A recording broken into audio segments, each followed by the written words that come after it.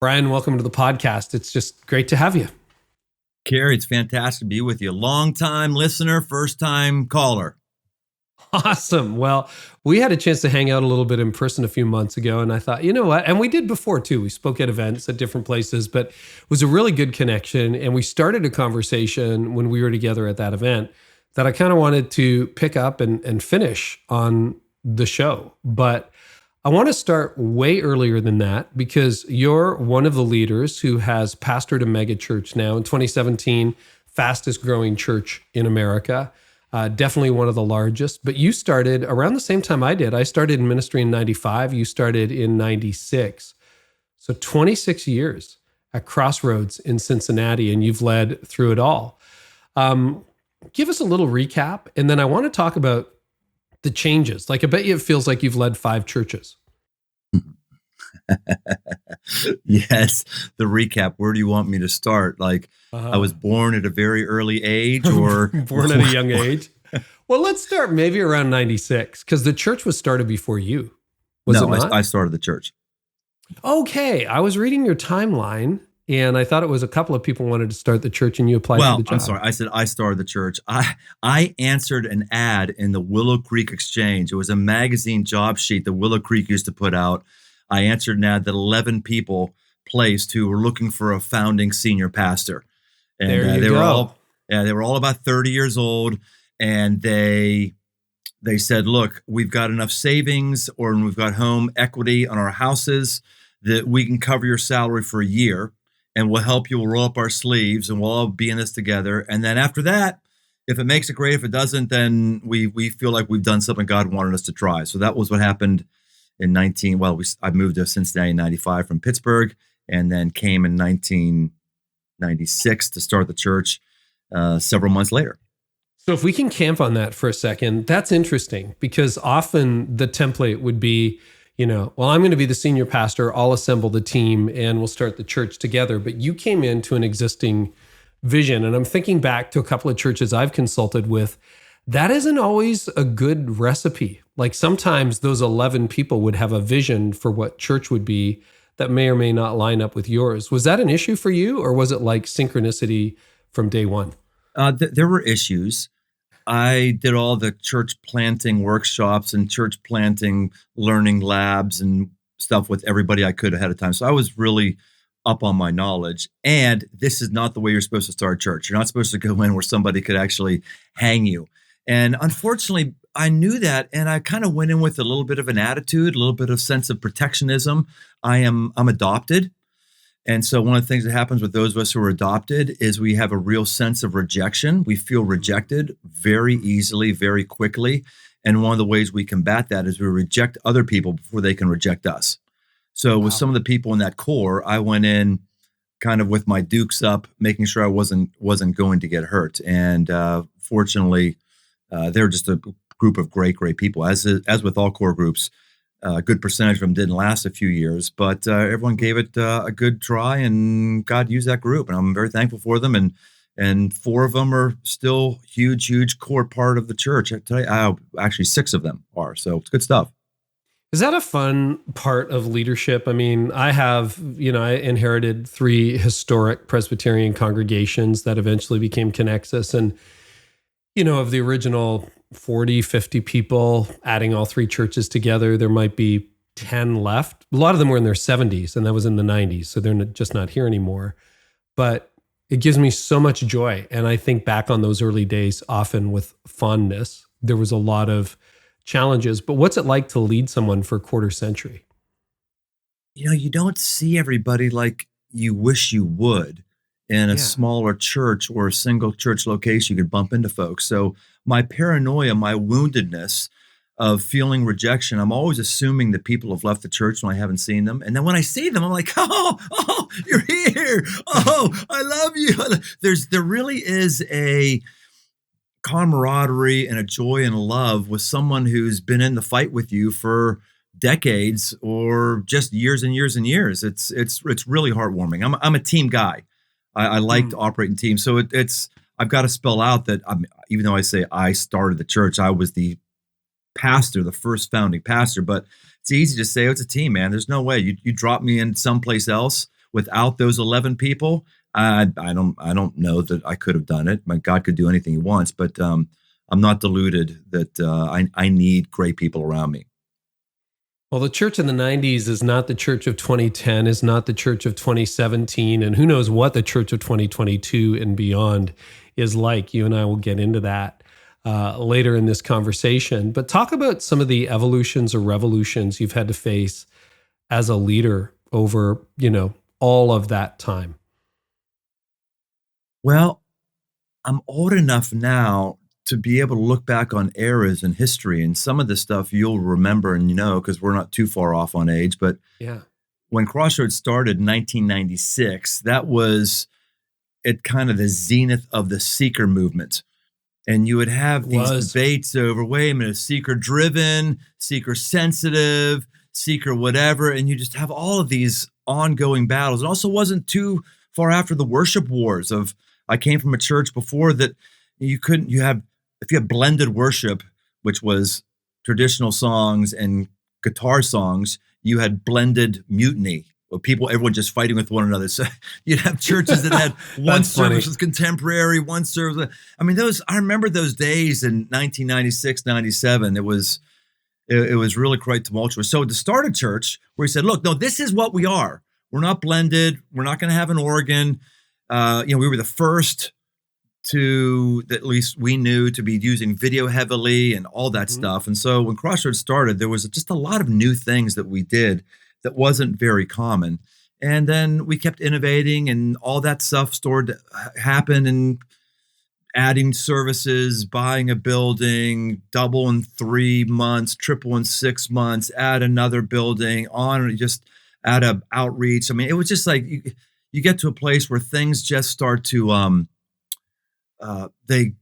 momentum is really easy. Whereas the first, 2 years, everything is pushing water uphill, and then eventually catches and stuff just starts to happen. You have a lot of problems, but you have momentum on your side. And that happened for a while. And then you hit a wall and it doesn't happen for a while. And then you've got to realize, all right, I've spent a lot of time becoming an expert on church planting. I spent a long time being an expert on how to grow a church, whether it's multi-site or whatever. Now I'm in the phase of my life and my career where I've got to now become an expert in how do you get a church from plateauing back to growth mode? How do you even get a church that's declined back into growth mode? And normally, if someone's at the helm for 26 years, it's time they're off. They're either they're off to a new place, or they're just phoning it in and collecting their fat paycheck, And so I've had to have some time with God. Like, this next run, is this level of leadership a whole new different level, one that's foreign to me, one that I haven't gone to take a seminar with? Am I up for that task? And I am. Yeah, that is a really good point. So let's camp on that for a little bit. You were, according to Outreach Magazine, the fastest growing church in America in 2017. 2020 was a sucker punch in the gut to every single leader on the planet in so many ways. Obviously, that momentum didn't continue the way you imagined it would. So let's talk about these last few years. What happened to Crossroads during the pandemic? Where are you now? And I'd love to explore, after 26 years, how do you find gas in the tank to keep going? Well, we were fastest growing church by Outreach Magazine 2 of 3 years. And then after that last year, which if it was 2000, I don't know if it was the first or the last year, whatever it was, after that one, I said, let's not turn in our numbers anymore.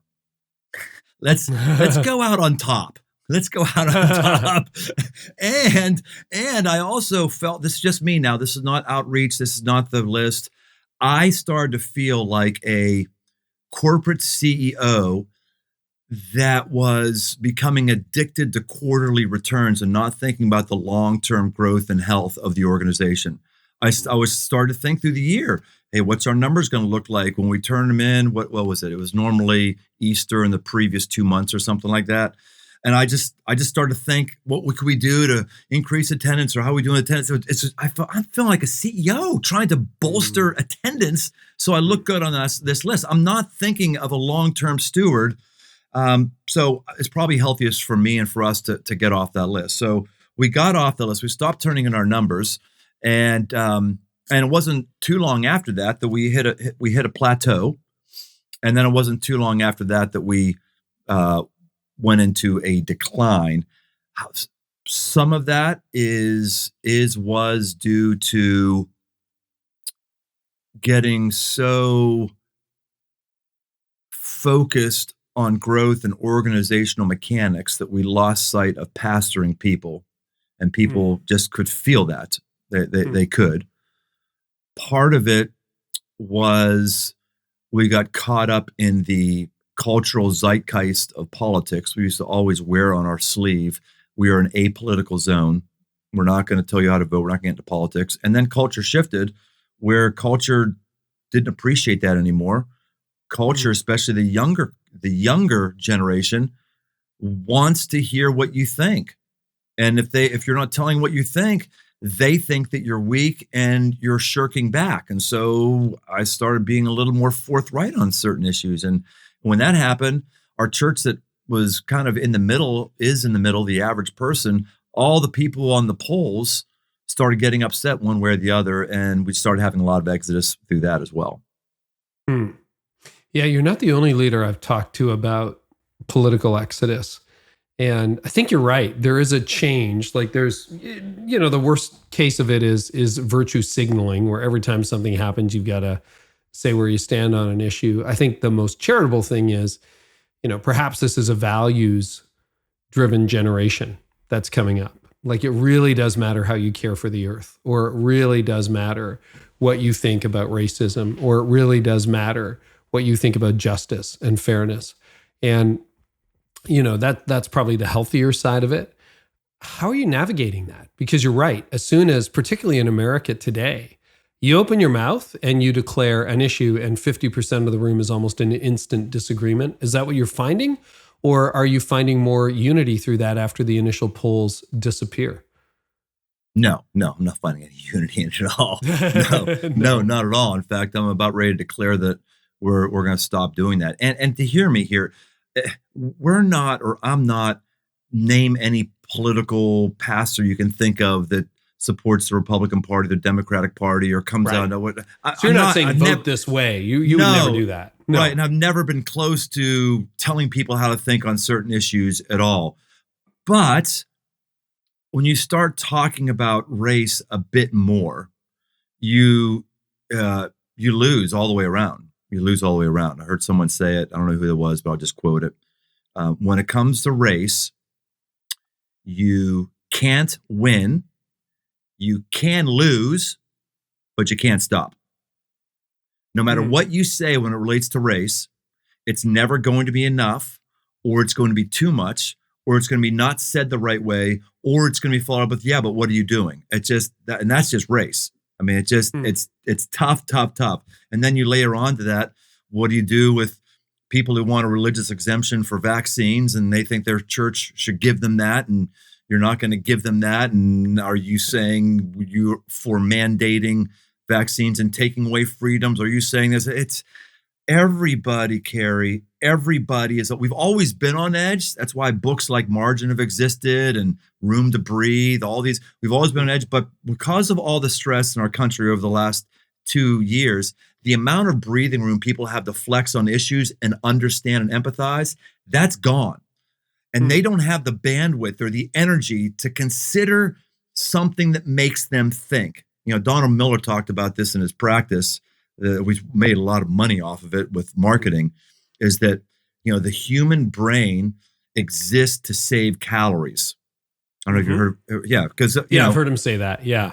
Yeah. I mean, when I work out, I don't get hungry. I get thirsty. But when I think, I get hungry, because our brain is burning calories. And so the point of our brain is to conserve calories or you die. So the brain doesn't want to think hard and complex things. It wants, got it. I figured it out. I got it. That's why the easy slogan always carries the day, because people don't want to think about it. And that's why in this age, when you try to come against somebody's ideology, you're not even trying to come against their ideology. You say something that someone doesn't like, they're conserving calories. They've got no bandwidth, and they shut down and they shut you down. It's not a good time to And do they're this. like delete or Yes, whatever. immediately. No, I want to go back to what you said on race, because you said, you can't win, you can lose, but you can't stop. Are you saying, does that, just for clarification, you mean it's such an important issue you need to keep going on it? Or what did you mean by that? Yes, it is. Yeah. I spoke with a family member just yesterday, close family member, saying, hey, I think we're just talking about this too much, and it's kind of turning me off. And then I speak with a African-American staff worker who says, hey, I've been racially profiled 3 times this last week. What does that look like? Well, it looks like a little girl and her mom, and the little girl looks at him, points at him, and screams, "Ah, we gotta run!" Oh boy. Right? That's 3 times in a week of those kind of instances. And a lot of white people don't know anybody who isn't white, and they don't have those kind of experiences themselves, or know people that care about have those kind of experiences. Those are real things that are happening. And so I think as the church, it's not our responsibility to get people woke. I'm not woke. Or at least you have to describe to me what woke is. It's not our responsibility to get people woke, but man, the marginalized, the oppressed, the alien in our midst, which most Americans who are not white still feel like aliens, those are pretty core biblical values. So if we're not talking about those in the appropriate way, not the center point of every series, but if there's not a place for that in our ministry, I just don't think we're fulfilling the kingdom of God. Yeah, what is it, Keller's 4 categories? I can't remember, and I don't think they're original to him, but it's something like, biblical faithfulness, economics, sex, and justice are the 4 hallmarks. I may have those wrong. We'll link to the right stuff in the show notes. And he says liberals don't want to talk about sexuality, and they don't want to talk about money, and conservatives want to talk about, or they don't want to talk about biblical accuracy. Conservatives are fine with biblical accuracy and money, but they don't want to talk about justice, and they don't want to talk about economics in any kind of, other than, extreme capitalism. And I think that's a really good point. And if you find yourself like all 4 are awkward, and even on this podcast, I don't have a system or anything like that, but I'm like, I'm going to have another conversation about the racial situation that we're facing right now as a culture, or we're going to talk about the environment, or and I know I'm probably angering people and losing them, but yet at the same time, I think these are really important issues. And when history looks back on us, they're going to ask how we responded in a moment like this. So that's good to know. Keep going. We can't. No one wants to come to church and hear about race all the time. That includes an African-American or a non-white person. Sure. Yeah. So we that can't be the focal point of our ministry. At least that's not what God's calling Crossroads to have as the focal point of its ministry. But we've got to be able to have a way to engage with it periodically in a way that's healthy, or else I just don't think we're living the gospel. And not just when there's an incident that you have to respond to, right? Yeah, I get it. So let's talk about it. You and I are probably similar vintage. Can I ask your age, Brian? 56. 56, yeah. A year apart. You're a year younger. But you're right. This is a time where a lot of leaders are asking exactly the question you asked, because we're all great when it's up and to the right. That's fantastic. We're not in a season where very few churches are growing right now. Or if they're growing back, if you want to put it that way, hoping to reach where they were before. Can you talk about the process of trying to figure out whether you've got the energy to do this, the fire in the belly, the fuel in the tank to move forward into a new season? Because I think that's a very real issue for a lot of leaders right now. Yes, I'm happy to do that, though it's also painful still, some of it. I went through 3 distinct phases over a year period that ended about 9 months ago. And these 3 phases are similar, but they're also distinct. Beginning of COVID, it was like God breathed life into me. Like, okay, new challenge. This is amazing. We've been saying forever, church isn't about the building. We've been forming missional communities and getting people outside of their church bubbles for a long time. This is great. And the church hit it all guns, and we were just like everybody else. Say, oh, our numbers are up, our giving's up. It was woohoo, it was great. It was like that for I don't know how many months. And then I went into a desert. I went to 3 distinct phases. There's deserts, there's exhaustion, and there's discouragement. Don't confuse those 3. Those 3 are 3 different things. They feel the same, and sometimes, but they're different. Deserts are something that God initiates, and it's necessary for our spiritual formation. Now, this has been probably the 3rd or 4th desert I've been through in my life, so I understood it. Like, ooh, I know what this is. Okay, at least I understand what I'm in for. It's just like the nation of Israel going through their desert for 40 years, Jesus going his desert for 40 days. They start real abruptly. They're awful as long as you're in them, and then they end real fast. So I was in a desert, and what a desert means, you don't feel God. You're having doubts about your faith that you haven't had for a long, long time. Jesus, I believe, was having those doubts in those 40 days. It says the end of the 40 days, and then God sent angels to minister to him. So Jesus wasn't getting any ministered to for 40 days. He was on his own. So in my desert, I'm like, where is God? Where are you? I know what I'm in, but this is awful. So, and then I came out of it. It was boom. I came out of it. I can't define exactly the day or the moment, but it was real quick. Like, oh, okay. I'm back. I'm back with God. The last time I was in a desert was about 8 years earlier. We had just ended a campaign, and I was in a desert, and a woman came into me, and she had a notebook that had a bunch of paper clips in it. And we had built this huge building that wasn't being filled, 3,500 seats, 2 balconies, wasn't being filled. Oh, should we have done this at this time or not? She comes in. She said, I just got to tell you my story. I made a campaign commitment. I don't come to church anymore because I can't afford the gas. Gas went up, and I can't afford the gas to come down. So I've sacrificed coming to church and the gas to be able to meet my campaign commitment. I've kept a journal of every day and week, and in every journal entry, she had a $1 bill paper clipped. So I'm crying as she's telling me this, and she gives me her journal with all these dollars. And it was like, and I read that. And then the next day I read the Apostle Paul saying, I've been beaten, I've been shipwrecked, I've been this, I've been that, I've been scourged, I've been naked. Do you remember the last thing in that sentence, what it is? Stoned? He says, beyond all this. Oh, beyond all this, yeah. Beyond, I face the pressure of my concern for the churches.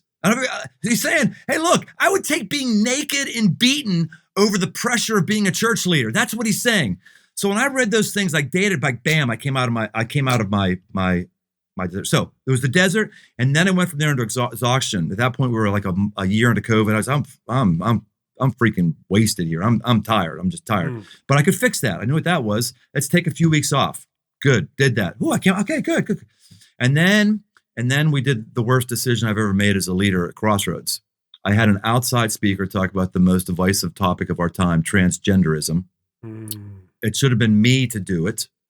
For a bunch of reasons, and it just blew up, and it awful blew up. I mean, headlines and people leaving and protests outside the church and people I'd led to Christ, taken off, and just and that was discouraged. That was the worst part, actually, because how do you get out of discouragement?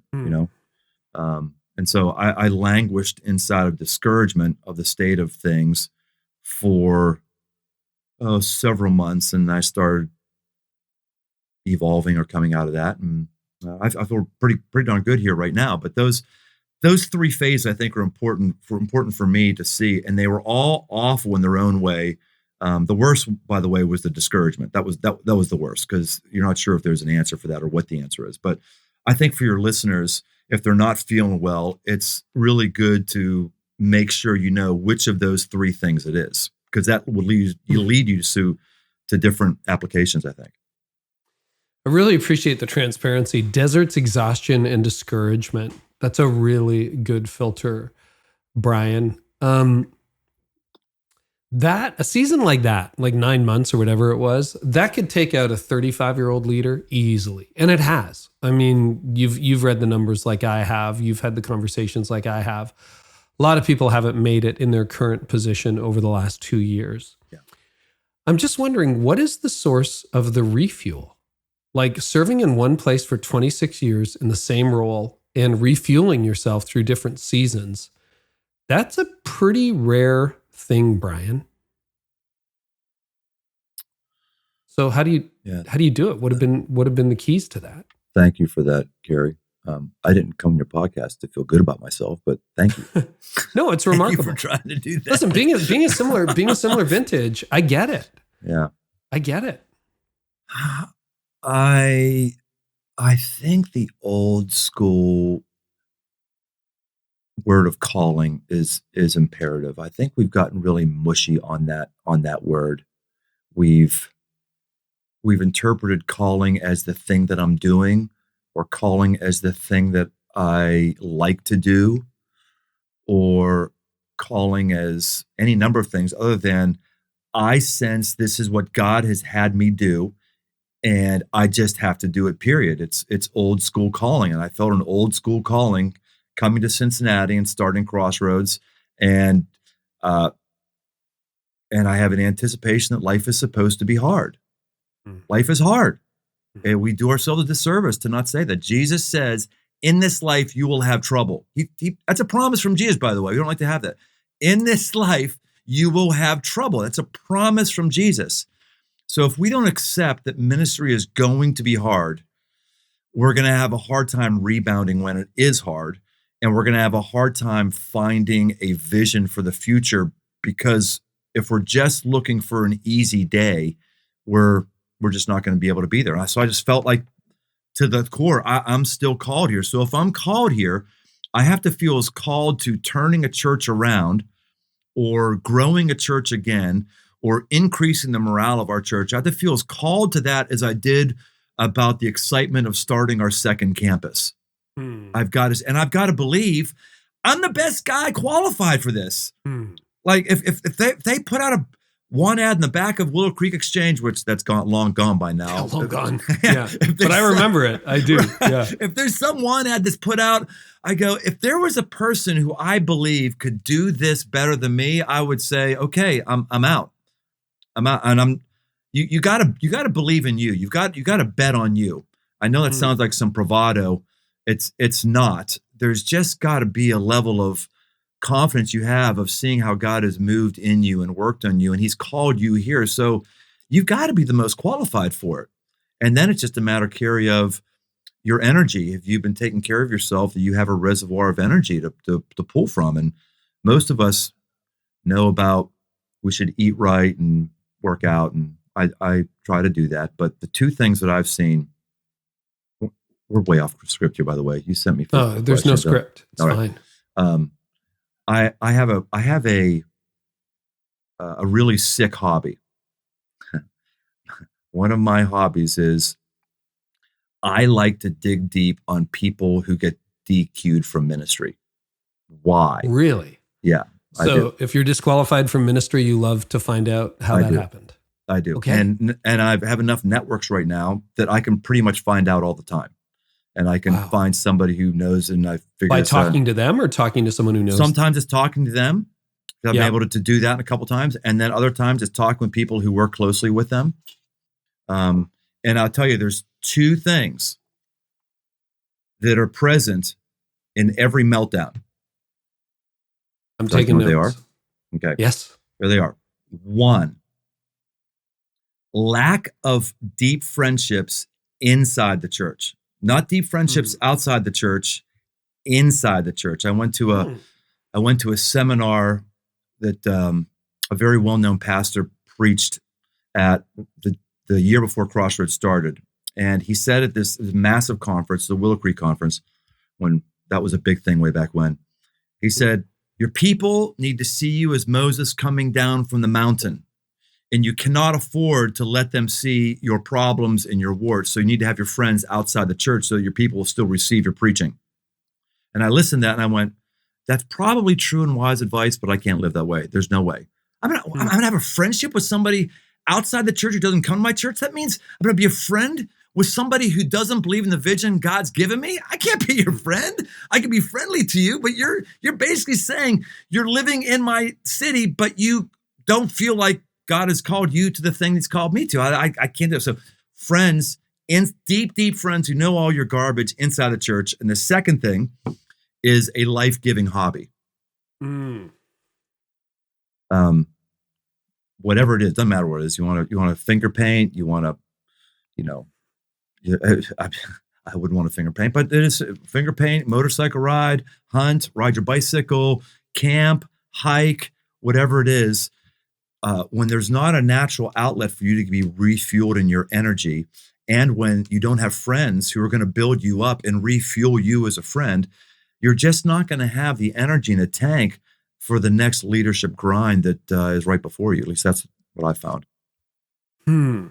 Those are really good insights, and I wouldn't have guessed that those are the two. Particularly, there's a lot of debate, and I've been involved in those debates about whether you can truly have friends inside the church. So I'm 7 years since I stepped out of senior leadership, and it's really interesting because when you're the senior leader, you're the founder. I'm the founder of Connexus.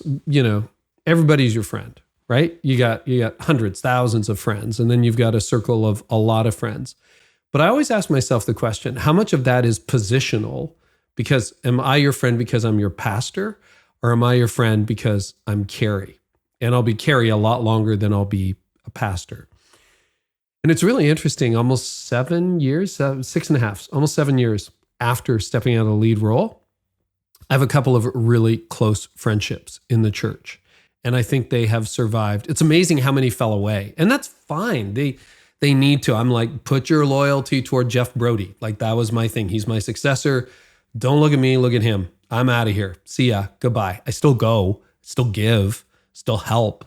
But, it's like, I'm not here to drive from the back seat. That's not my job. That's terrible succession planning. So do you find friendship is easier for you, Carey, though, now that you're out of church leadership? It's less complicated. Yeah, yes. Right. Yep. Yeah. Now, I have this podcast. I have a blog. I get to serve a lot more people through this platform than I ever did through the local church. So I'm asking those same questions. I have lots of colleagues. People want to be on the podcast. People, that. But yeah, I would say at this point, I have a clear sense of a few people. But I was advising a friend of mine in ministry who was really discouraged over some of the things that you were saying. People left because he said this or didn't say that or said this the wrong way or waited too long to say X or whatever, or just didn't like his stance on stuff. And, I remember sitting down with him and just saying, but listen, I won't say who it is, but it was just like, they're not your friends. And he was shocked and a little bit offended. And I'm like, you won't know. 10 years after you leave this job, maybe you'll be 70. I don't know. But 10 years after you leave this job, you'll find out who your friends really were. And we have even closer, like the people I'm thinking of, I'm closer to now than I was when I was a lead pastor of the church. And I'm friendly with everybody else, but I played a role in their lives. That's it. I played a role in their lives, a calling in their lives. I don't know, healthy, unhealthy, you can feel free to deconstruct what I just said. No, I think it's healthy. I think that that's just part of what does come with the pastor mantle. And it's part of the reason why we have a hard time making friends inside the church is because we know that. We know that people might just try to get up close to us because we're the closest thing they're ever going to have to a celebrity. We know that people are rubbing up against us because we're their good look charm. We know that people feel validated when they're seen with us. And we know those things. And so therefore that's gross. And we just kind of want to push arm. But we got to recognize if we don't let anyone get close to us at all, we're really going to be hurting. And you've got to take a risk. And I'm fortunate to be in a church that's the best thing this church gives me. They let Brian Tome be Brian Tome. They know that I'm a fan of tobacco in every shape and form. They know that, I've got rough edges. They know I like to slam some beers. They know I do things dangerously and I don't wear a helmet every once in a while. And they know my heart and they say, we'll still take you. And when you can fully have a known, church fully loved, right? Yeah. It's really beautiful, but it's you got to be vulnerable in order to get that blessing. And a lot of guys have a hard time doing that, and it's unfortunate. You opened up with something that was really vulnerable. You talked about being adopted, and your wound is rejection. And I think a lot of us come into ministry we all come into ministry with wounds. And it resonated with me because I think that is one of my wounds, rejection. And I wasn't adopted, but I think in childhood, you just have certain beliefs. And we moved a lot as a kid when I was a kid. And, you're right. I would burn you before you burned me. And I'm actively disentangling myself from that reaction. How have your vulnerabilities and insecurities manifested themselves in ministry, and how are you dealing with them? Well, the rejection one causes me to hear criticism even when someone isn't criticizing me. I'm just too quick to hear the negative, and I'm too quick to take things personally. It also causes me to judge and evaluate people on whether or not they're trustworthy before I can actually listen to them.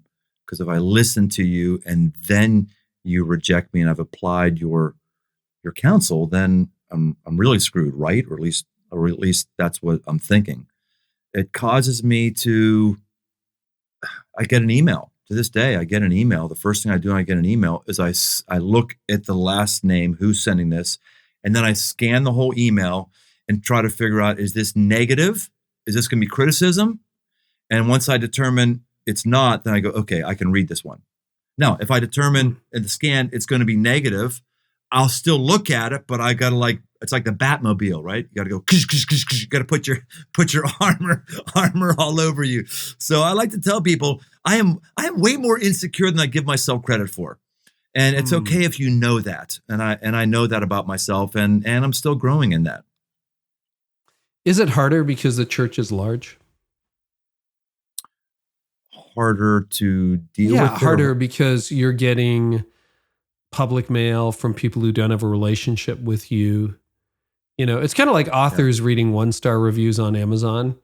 If you really want a ticket to a bad day, that's a good way to do it in my books. But I'm just curious, if you're getting, I think about our churches when they were little, or you think about, Crossroads in the first year or two, where you knew everyone's name, their dog's name, everything. I'm just curious. I've never asked anybody this question 500 some odd episodes in. Was it easier to deal with criticism when it was a group of people you knew rather than large groups of tens of thousands of people you don't know? Yeah, the criticism, I'll just speak for myself. Yeah, please. The criticism really hurts when it just comes from people you know. That's the ones that hurt. Like average person who says whatever, you get over that pretty quickly. But person who used to be on your payroll 5 years ago, and then they take to social media about it.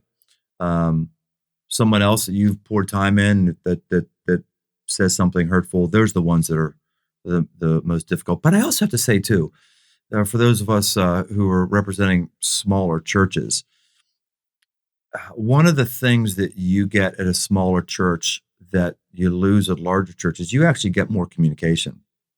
People are shocked to hear that I get fewer emails and letters today with the church in the 5 figures than I did when Crossroads was 500.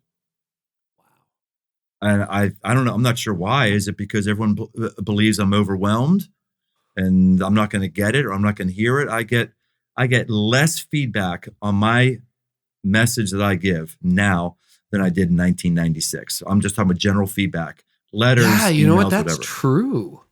Yeah. Other than social media or public inboxes, but yeah, I have a pretty quiet personal inbox, which is interesting, and not a ton of feedback. And as our church grew, even through the pastor hat, people would almost always preface every conversation with me going, I know you're incredibly busy, but blah, blah, blah. And sometimes I'm like, no, I'm not that busy, but well, you never tell them that.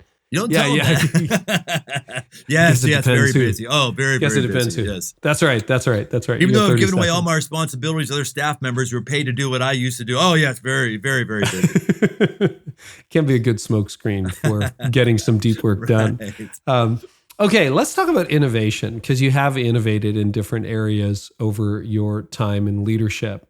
I want to talk about, you've made some really good progress in figuring out digital ministry. And let's talk about that through the lens of the last 5 years, pre and post pandemic. So what are some of the things you've tried that have worked? What are some things spaghetti you threw against the wall and it didn't stick? What are you learning on the digital front, Brian? Well, the digital stuff is a way to learn and flex another muscle, because I'm having to learn and lean into other people. The digital space isn't native to me. I'm addicted to my cell phone, as is many people, but just understanding and getting it, it's not native. So I've had to really lean into our younger leaders who have a real vision and calling towards it, and therefore I don't have spidey sense. I don't have a very good spidey sense on it, and I got to trust my people. And so I'll go along with them and say, okay, we'll do that. And then stuff doesn't work. We've been on the bleeding edge of investing in IT, and we bled, and we've just made a lot of investments or done a lot of things that haven't worked. And we needed to try them. And we're still in the experimenting process. I don't think anyone has figured this out. I think some people are having more success than others, but I don't think anyone's figuring this out. I think churches could go one of two ways. I think you could go old school, like let's keep an email list and a basic static web page. I think that would work. Yeah. Or you got to go all in and see if you're going to be the lucky one to be the next Amazon. At some point, someone's going to crack the code. Jeff Bezos was asked again and again, back when Amazon, it wasn't too long ago when Amazon was just losing money hand over fist. They were only making money because everyone thought that someday they might. It was all their stock price. They weren't operating on profit, right? And this is all detailed in the book called The Everything Store. It's really a good book. And he said, it's not working yet. And he had that ability to say yet, but I believe it will. I think that's the way the digital space is going to be with ministry. I think there's some bright spots. I think some people are doing it better than others, but I think there's a huge, huge bushel of fruit that's yet to be had. Where we are now is our experimentation and the mistakes we've made have led us to be in a place which still is not, I think, where we're ultimately going to be, but a place where a lot of churches would probably scratch their heads and disagree with, and where we are simply and purely because of the data. It's a data-driven thing. So if you want me to go through some of those things, let's talk about that. What would be the points of disagreement, and what do you mean by data-driven? Okay, well, first, you got to figure out, what are you trying to do with your digital space? Are you trying to, on one end, give tithers in your church who are vacationing in Florida the ability to tune in and connect with your church at worship? That's good. That's one side. On the other side of the spectrum, or are you trying to reach someone who doesn't know Christ, who will never go inside of your building? And I do mean that. You got to I mean never.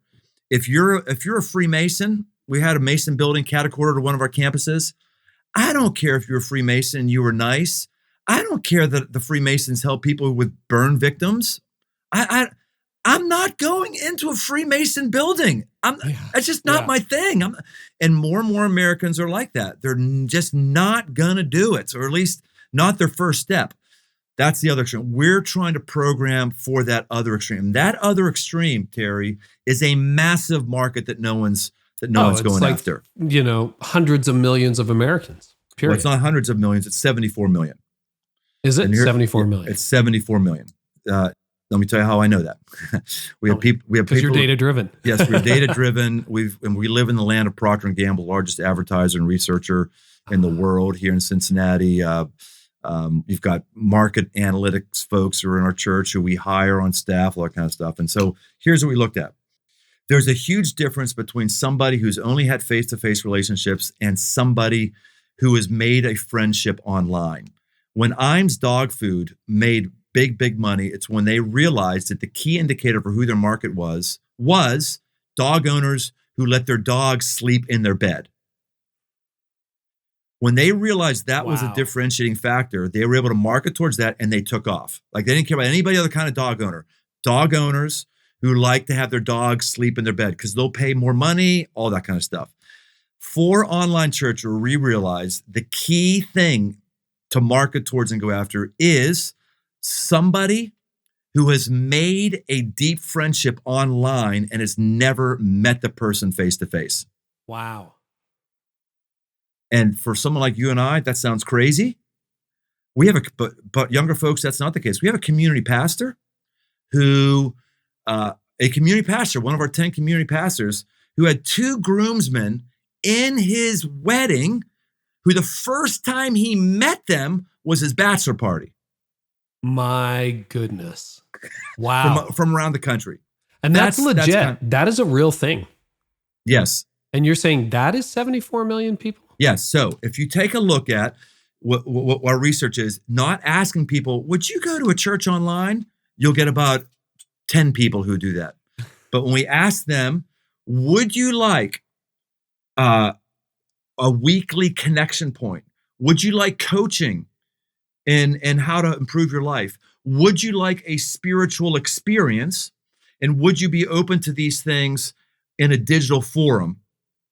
The market for that is 74 million people in the country. 74 million. And there's just not many people who are going after that and who are ordering for that. So that's a piece of data. Now here's another piece of data for you. The person who is in a building and they are going to Florida and they're just tuning in, or a person's a building and this is a hectic Sunday, so I'm just going to stream that day. They're fine to watch your services in the room because they've been there before. They understand it's where they are. But the person who's never going to come in your building, or at least hasn't been in your building, you can increase the retention rate of them sticking around if you have a service that, one, starts with the message. No worship. Forget worship. You don't do as good as Bethel and Hillsong, and if people want that, they're going to go to them, not you. Sorry to burst your bubble. And if you do that, you put it afterwards. We don't even put any worship in our online experience. It's a teaching just with talking, some announcements. Preaching, and then at the end, if you want to opt into worship, you can opt into worship. I know for me, I'm big into worship. I'm big into the Bible. I'm pretty good at being a Christian, Carey. I'm pretty good at it. I've been doing it for a while. And when I'm streaming at home, I don't want to sing out loud in a freaking room by myself or even with my wife. It's weird. It's awkward. Now that's me. The average person just doesn't dig that. So you got to figure out your worship differently. And then we found out, this is another big one. We found out that your teaching, if you're going to reach people outside your building, but your teaching is always inside the building, you're going to limit your reach. Wow. Retention goes up 20%. 20%. All these people say, "Oh, we're streaming. We've got 100,000 people, streaming 30,000." If you ask the next question, how many people are streaming 4 minutes in? They, one, don't know the answer to that question, or two, don't want to tell you the answer. Who cares how many people have clicked on your Facebook ad and looked at it a little bit? Like 4 minutes in, 20 minutes in. Where are they? We don't count anybody until it's like 20 minutes. Then we'll say, okay, we'll count them. They feel like when there's something that is on location or something you've done outside of a building, they're saying, oh, this is for me. When it's inside of a building, they go, well, that's for people who could be there. I'm never going to be them. I can't be one of you. I'm not welcome here. But when you create something that's outside of a building, an on-location teaching, I just did mine today. So I've got a teaching coming up on Psalm 137, smashing babies' heads against rocks, which I've never heard anyone preach a sermon on that. So I'm going to do that sermon to start a Psalm series. Just for fun. Just for fun. I just pre-recorded in a bar with a karaoke thing just before this podcast, what's going to run for our online community. And it's work. It's hard, but we just found the data is very, very separate messages, one for online, one for in the room. Yes. One online Wow. is shorter, and it's the same content basically, it's the same study, but I'm formatting it differently. Hmm. And So you shoot all of those on location somewhere? yes, all of those on location someplace. We've tried around with the studio. We've done studio. We've done on a bare stage. We've done, so we find location other places. Now there is one exception to that. When we break wild horses on stage, that's the one thing that's not tested out as well. Because that's what you were doing, breaking wild horses on stage. Yes, we've done it twice. We have I think I've seen that video. You better walk people through it now that we've raised it. All right. So I met a guy who is he's a former professional rodeo guy, and he's a legitimate horse whisperer, and he has a ministry where he goes into prisons and he breaks a wild horse in front of prisoners. And the metaphor is that people think a wild horse is a stronger horse. A broken horse lives longer than a wild horse and is stronger and faster than a wild horse. One man on a broken horse can round up an entire herd of wild horses. And that's the metaphor with God. We need to allow God to break us, or as he would say, actually free us. So until we come under the authority of one who is stronger than us and wiser than us and has a vision for us, that we actually can attain our capacities. Okay. So he told us, like, oh my gosh, we got to have that at Crossroads. He goes, everyone says that. Everyone says that, but no one can do it. No one ever does it. I said, well, we'll do it. So found out you needed a 40-foot stage to be able to put the corrals on. We had to find wild horses. And then I had to tell our financial folks, hey, look, we're doing this. If you don't want to tell insurance, that's fine. Don't tell insurance. If you want to tell insurance and make them do it, it's fine. But we're going to do this. It was one of the bigger risks we did.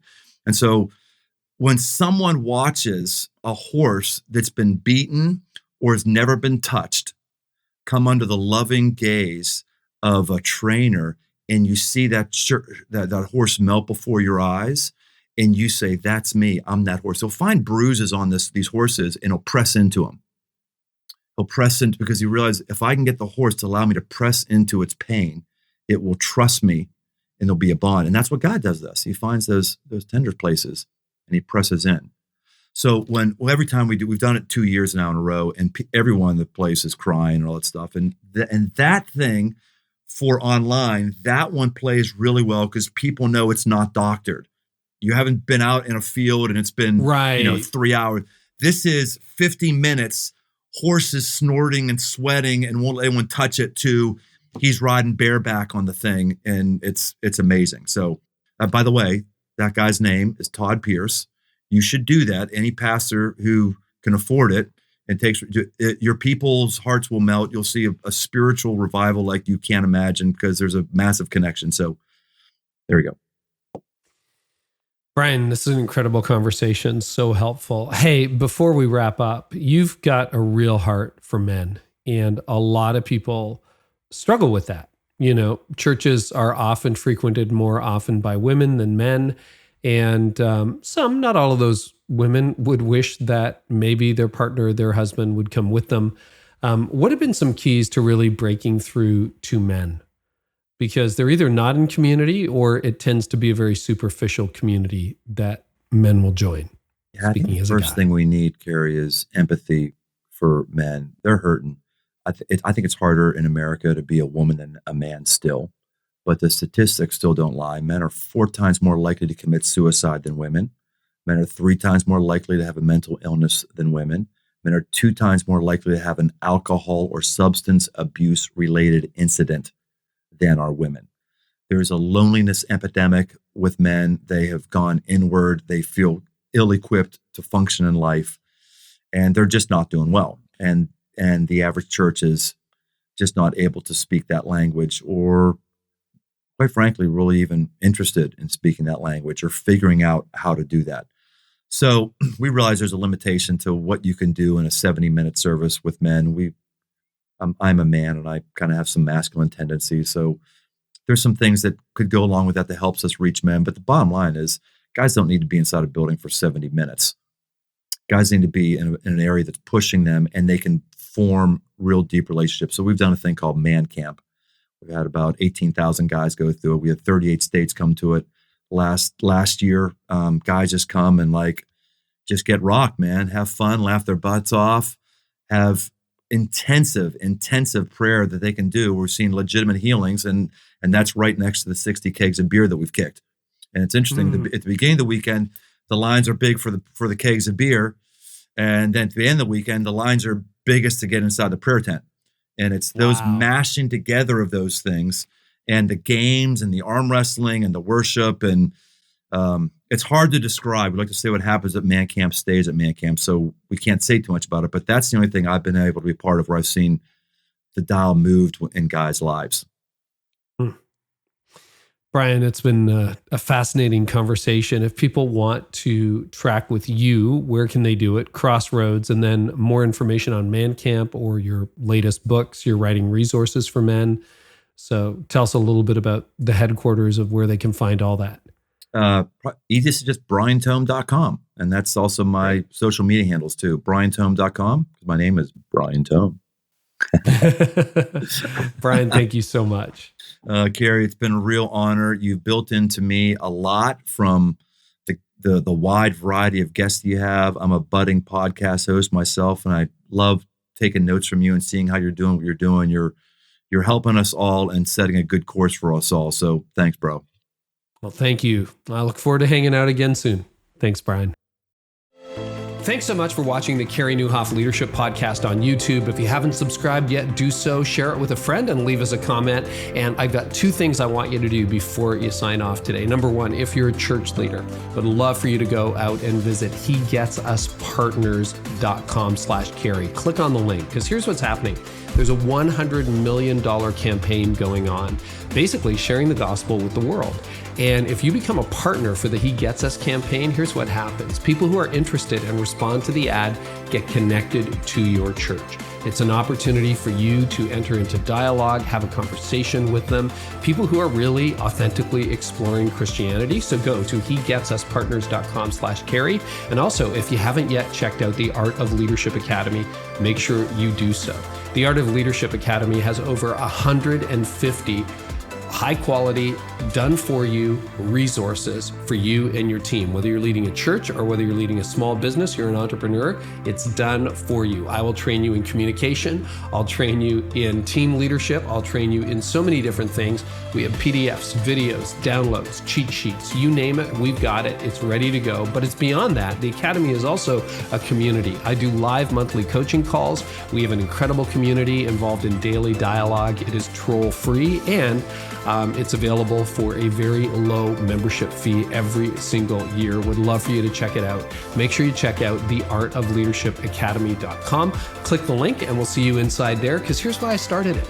I graduated law school. Nobody taught me how to run a law firm. I graduated seminary and nobody showed me how to run a church. Had to figure it all out. So that's why we created the Art of Leadership Academy. It'll help you lead and help you thrive as you do it. Thanks so much for watching the podcast. We'll catch you next time. And I hope our time together today has helped you thrive in life and leadership.